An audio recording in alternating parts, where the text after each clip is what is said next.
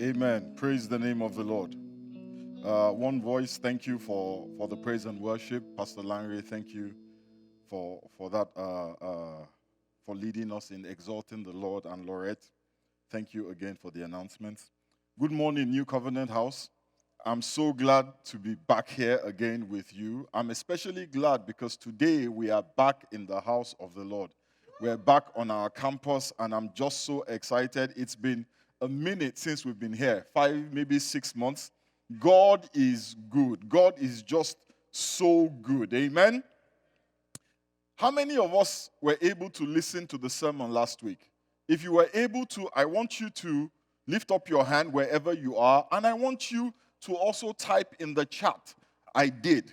If you listened to the sermon last week, type I did in the chat, because I want to try and see if we can connect. One of the struggles with the new format is sometimes, when you're preaching, you don't get the feedback from the folks, and it makes it a little bit harder. But I believe that if you will just, communicate with me through the chat, I will do okay. Amen?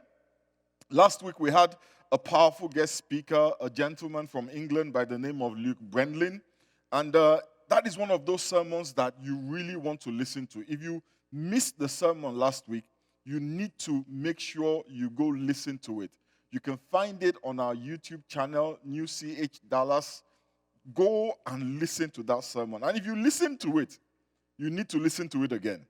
Amen? That is one of those things that, you need to hear over and over and over. He talked about worship. The Bible says that the time has come. God is seeking men and women in the state of Texas, in the United States of America, in Africa, in Asia, all over the world. God is searching for a person, for a family, for a community, for a country who will worship him in spirit and in truth. And the question I want to ask you this morning is, are you the one that God is looking for? Do you fit the mold of a worshiper? Because the Bible says in 2 Chronicles chapter 16 and verse 9, it says, the eyes of the Lord search the whole earth in order to strengthen those whose hearts are fully committed to him. If you are that person that the Lord is looking for, I want you to shout at the top of your voice, I am here. And when you shout, after you shout, I want you to type in the chat, I am here. But you know what is also interesting? The devil is also looking for people. Now, God is looking for people to bless. But the Bible says that the devil is prowling around like a roaring lion looking for somebody to devour. The question is, who will find you? Will God find you, or will the devil find you? My brothers and sisters, my prayer for you this morning is that God will find you. He will find you in the place of worship with a heart that is fully committed to him. If God is going to find you, I want you to type amen in the chat. So this morning, what I want to do is I want to talk more about worship and how to worship. My time is that my plan is that by the time this sermon, maybe this admonition, maybe this exhortation is over, you will receive a word from God that will help you become a true worshiper. That is the goal of our sermon series over the next few weeks, to teach us how to worship and to inspire us to worship.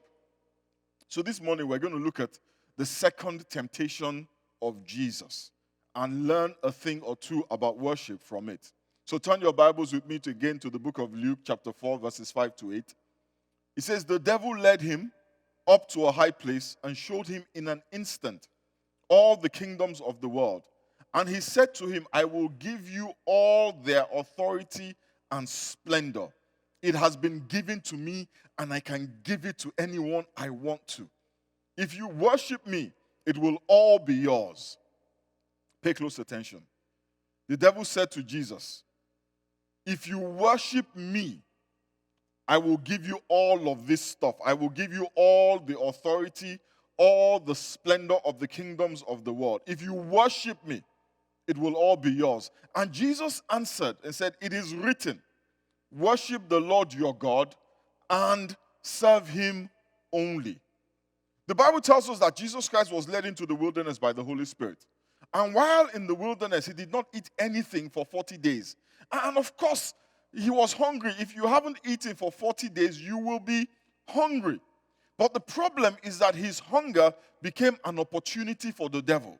The devil realized that Jesus had not eaten for 40 days. He had a need for food. So he figured he could capitalize on a legitimate need to move Jesus into the place of disobedience.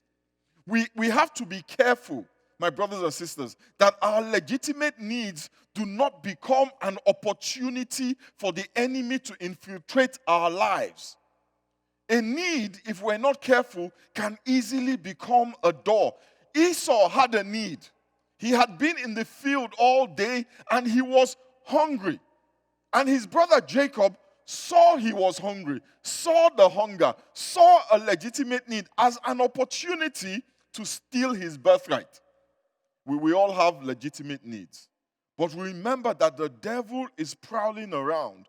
And like he did to Jesus and Esau, he will offer you an illegitimate way to meet a legitimate need. So the devil said to Jesus, turn this stone into bread. And Jesus saw the trap and he dodged it. He saw what the devil's intention was and he avoided the trap that the enemy set for him. You see, when things are going on in our lives, we have to be discerning. We have to not just be overwhelmed by the need, not just be focused on the need, but pay attention. Because the enemy is looking for an opportunity. The Bible says, make no room for the devil. You know, as I speak to you, I am reminded of animals in the jungle, on the savannas of Africa. When they are thirsty and they are drinking water, they are drinking water with one eye. But with the other eye, they're trying to make sure that there are no crocodiles in the river, that there are no lions prowling around. We have to be able to meet our needs without exposing ourselves to the infiltration of the enemy. Jesus was discerning. He saw the trap. He knew that this was about more than bread and hunger. So he avoided it. But the problem is this: the enemy is relentless. He doesn't stop.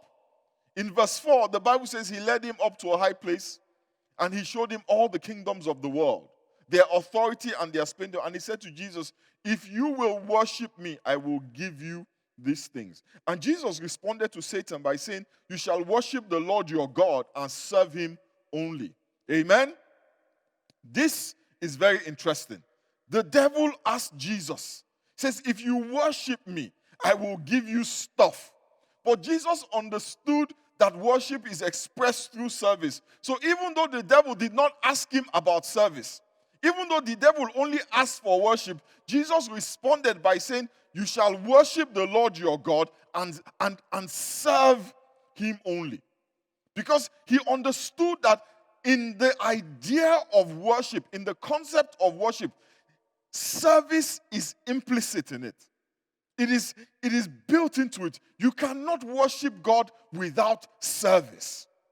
You know, when we hear the word worship, we have a tendency to think only of the slow songs, the slow tempo songs that we sing in church. And that is a part of worship. And we're going to talk about it in the next couple of weeks. But worship and service go hand in hand. If you are worshiping a God that you do not serve, then your worship is not true worship. You cannot be a worshiper of God and then you say that you are not serving. You're not serving God. The truth about who or what you worship is seen in who or what you serve. Whose agenda do you pursue? Whose dictates do you follow? Because if you say you are a worshiper, that means that you are serving his agenda. You are doing everything you can to make sure that his will is carried out. You are dedicated and committed, my brothers and sisters, to seeing his wishes and his desires fulfilled. It means that you put him first. You know, many people think that putting God first means God is the first person you go to when you're in trouble. That is not what it means to put God first. Putting God first means that you are putting his agenda first. So who are you serving? Who are you serving? What do you do just for God? And the truth is, we know what his agenda is. We know what his desire is. When Jesus left, he passed on to us what those instructions were. So if we want to truly serve him, we know his agenda. We know his purpose. We know what he cares about. We know that God so loved the world that he gave his only son to save the world. We know that saving the world or saving the people of the world is God's agenda. So what are you doing to save the world? What are you doing to serve that agenda? Nothing? Just, living your life, doing your own thing, saying your little hallelujahs and your little amens, having your little prayer meetings, praying for blessings and even more blessings, praying for abundance, not just enough, but an overflowing. Saying amen when somebody mentions a promise that God made, something good that God can do for you, fasting and praying for your breakthrough. Is that serving God? Or God serving you? That is not serving him. All of those religious exercises that we don't do it to advance the kingdom. We do it to receive from God. We do it for ourselves. When you read your Bible, you're not serving God. You're reading your Bible to understand God. And more often than not, I say this, please forgive me. We don't read our Bible even to please God. We read our Bible to learn how to get from God. We are driven not by God. We are driven by our needs. And God becomes a means to an end. God does for us all the time. And what do we do for him? Every once in a while we'll give him a little tip. We'll put a little money in the offering basket to say thank you for all the blessings that he has blessed us with. We're grateful for all the wonderful things that he has done for us. The house, the wife, the husband, the children, the job, the car, the health. What have you done for him lately? What have you done for him lately? Jesus came to save the world. That is God's agenda. What have you done to serve that agenda? I'm hoping that by now you're asking yourself, how do I serve that agenda? How do I become a co-laborer with Christ in his agenda of saving the world? How do I partner with God to serve him? The first thing, or the first way, we serve with our voice. Amen? We serve with our voice. 1 Corinthians chapter 1 verse 21, the Good News Translation says, "For God in his wisdom made it impossible for people to know him by means of their own wisdom." Oh, somebody should be typing hallelujah in that chat room right now. He said, "For God in his wisdom, he made it impossible for people to know him by means of their own wisdom. Instead, hallelujah, instead, by means of the so-called foolish message we preach, God decided to save those who believe." Your voice is the vehicle that God will use to save those who believe, but not your voice talking rubbish. Your voice speaking the message. A message that is so simple that some people consider it's just foolish.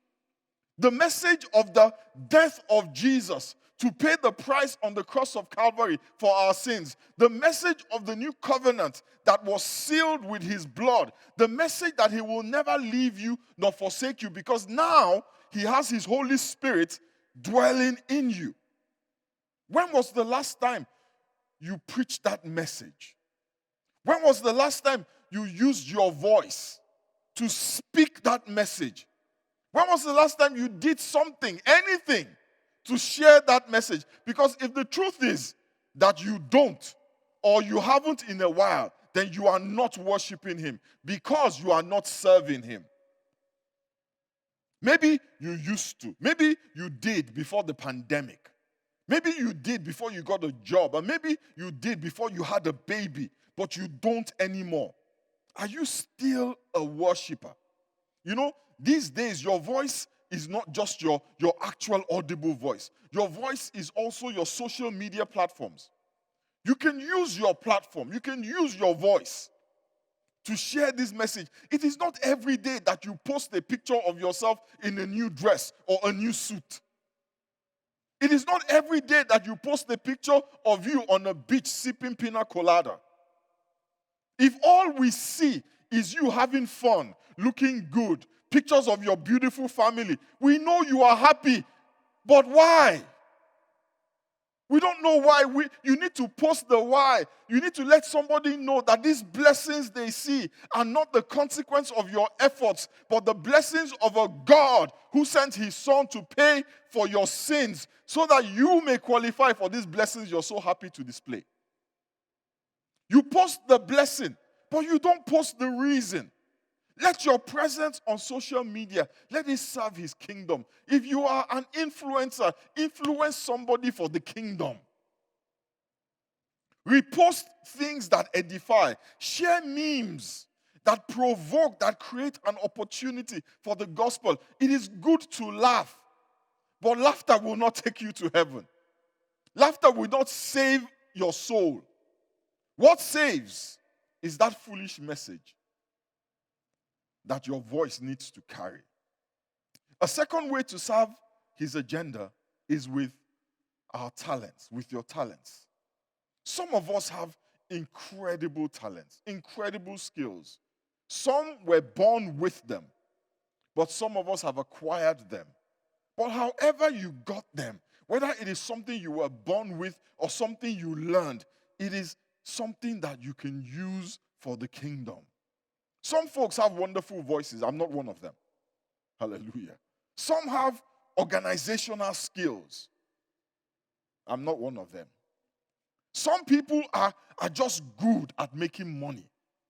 They see opportunity for wealth everywhere. You can use all to advance the kingdom. You can help organize the gospel. You can help manage. You can help plan. Not every talent is creative. When we think talent, we think of the creatives. We think of the musicians and the painters and the actors. But talent is anything that you can do well. Some of our talent is administrative. I know some people who can organize a box of safety pins. Some people are just good at those things. You can use that for the gospel. You can use that for the kingdom. You can use that to advance God's agenda. And just in case you don't think you have any talent or skill, let me tell you, if anybody is willing to pay you to do something, there has to be a way to use it for the kingdom. If somebody is willing to give you money to do something, there has to be a way to use it for the kingdom.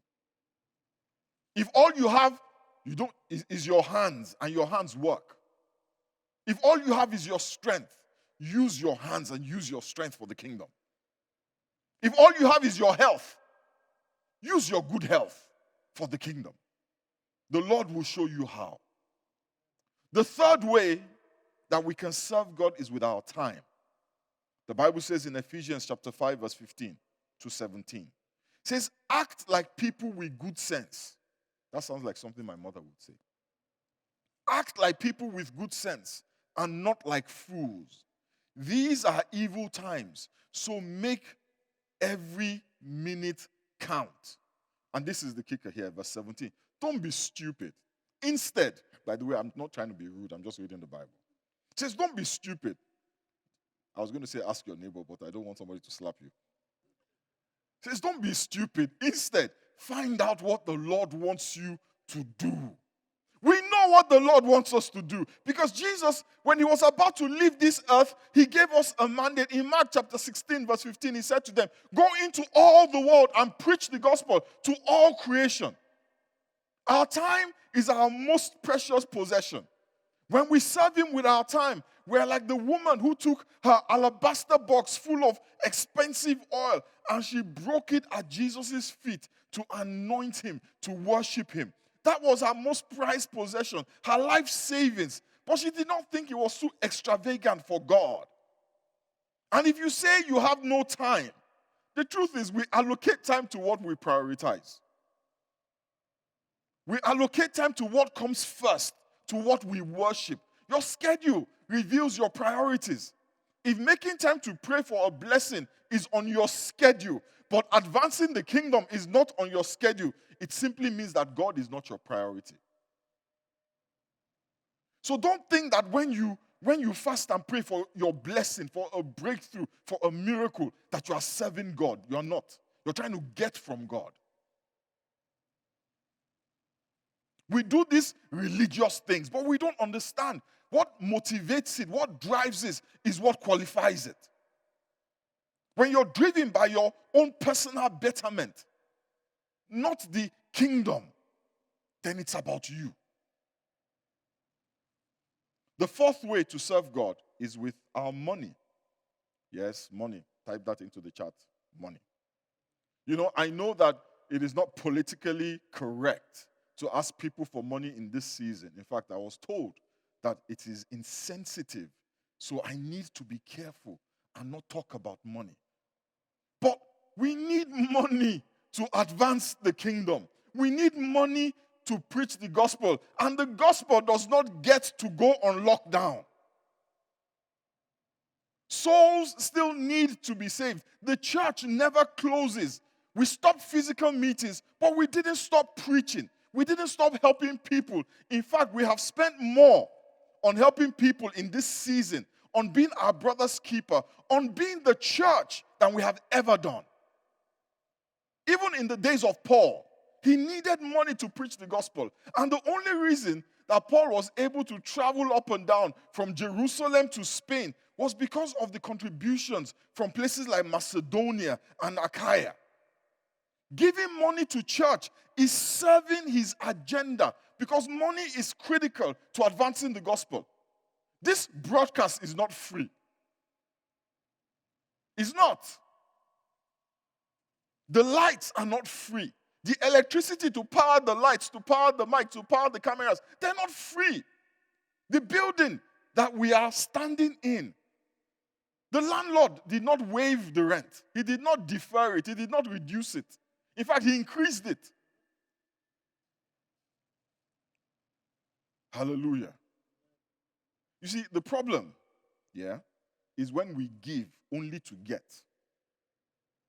That's where the problem is. And advancing the gospel, giving to advance the gospel is a noble use of your money. Even if you do not get back good measure, pressed down, shaking together, running over, the fact that somehow, because of what you gave, somebody heard that message. Because of what you gave, somebody heard the good news. That is worship. That is service.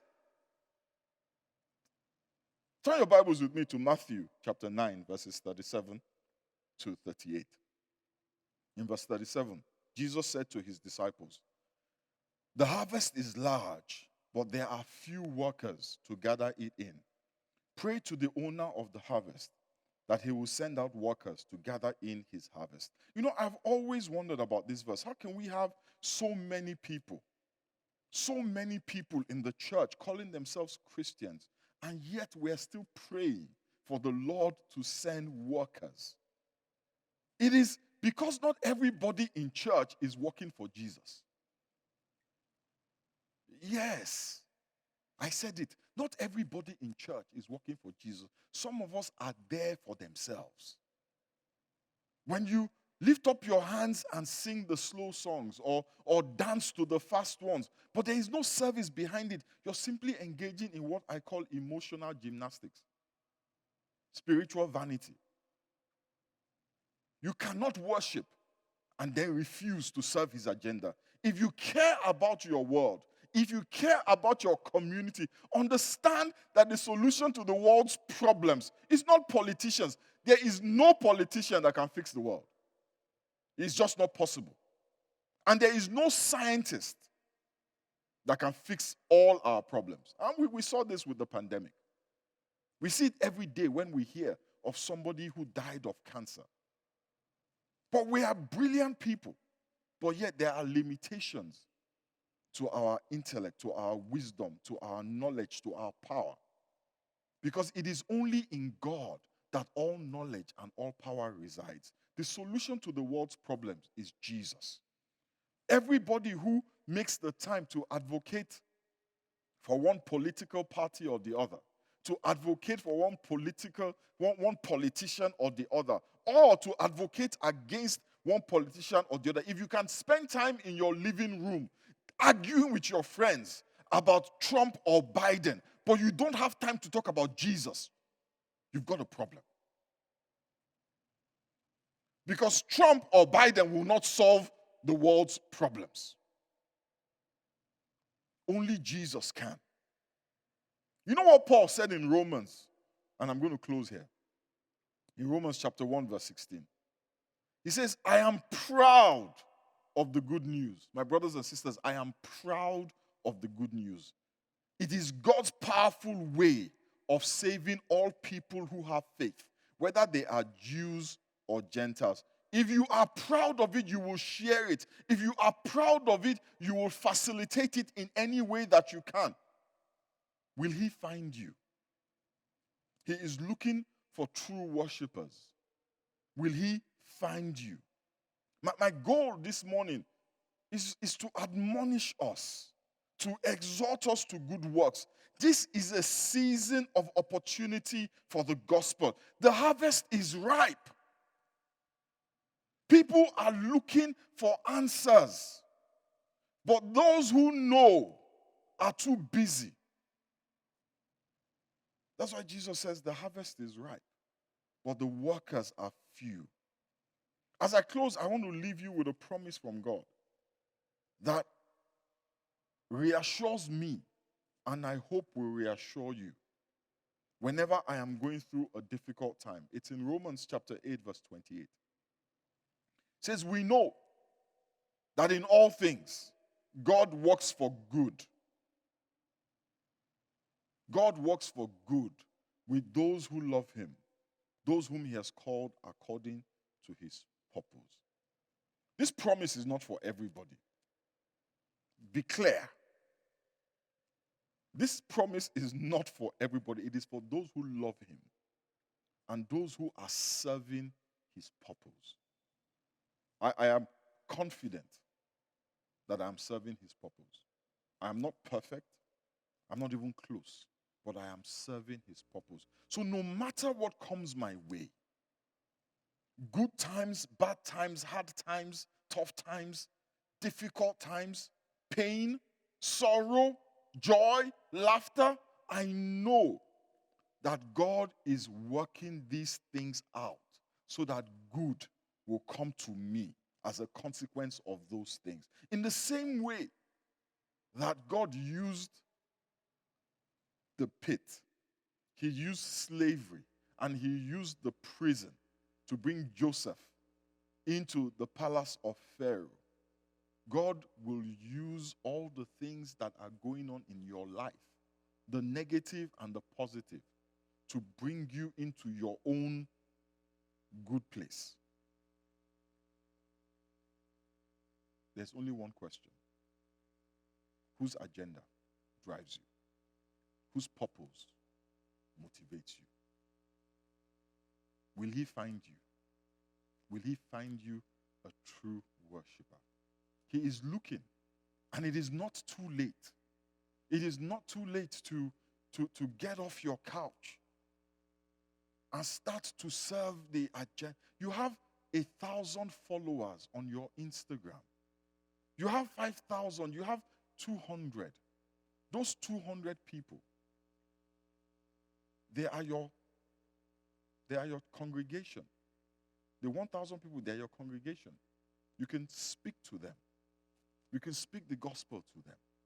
Because out of that 1,000, not everybody has heard about Jesus. And those who have heard have a lot of misconceptions, a lot of wrong ideas and wrong notions. You that you know the truth, share the truth, serve his agenda. Let us bow our heads and pray this morning. Let us just speak to the Lord and say, Father, my eyes have not really been on you. It has been on me. And when I look at you for what you can do for me. Father, I come before your throne of grace and mercy. And I ask in the name of Jesus that grace that caused you to send your son to save sinners, to die for us while we were sinners, that same grace will avail on my behalf. And that this morning you will look at me with mercy. And that you will help me. Because I do love you. But sometimes I get so distracted by my needs. I forget that true worship requires that I serve you. Father, show me the opportunities to serve you. Show me opportunities to use my skills and my talents. Show me opportunities to use my money. Show me opportunities to give my time. And Father, please open my eyes to see the times when my voice can make a difference. Sometimes it is just to sow a seed. And sometimes it is to bring the harvest in. But show me, oh God. Show me. Open my eyes to see. And if you're listening to me this morning, you have never received Jesus as Lord and Savior. You may have been born in a Christian family. You may have been going to church all your life. But if you've never acknowledged in your own words that his blood was shed for me, he hung on that cross to pay for my sins. Until you acknowledge that you're not born again. It is that acknowledgement that makes the difference. That vocal, that verbalization of what you believe. So this morning, I just want you to say a prayer with me. Father, I acknowledge that Jesus died for me. I believe that his blood was shed to pay for my sins. He hung on the cross to atone for my transgressions. Thank you, Father, that even while I was still a sinner, you sent your son to the cross for me. Thank you, Father. I receive that sacrifice, and I receive the blessings that come with that sacrifice. In the name of Jesus, I pray. Amen. Hallelujah. Praise the name of the Lord. Praise the name of the Lord. The Lord is worthy of praise, my brothers and sisters.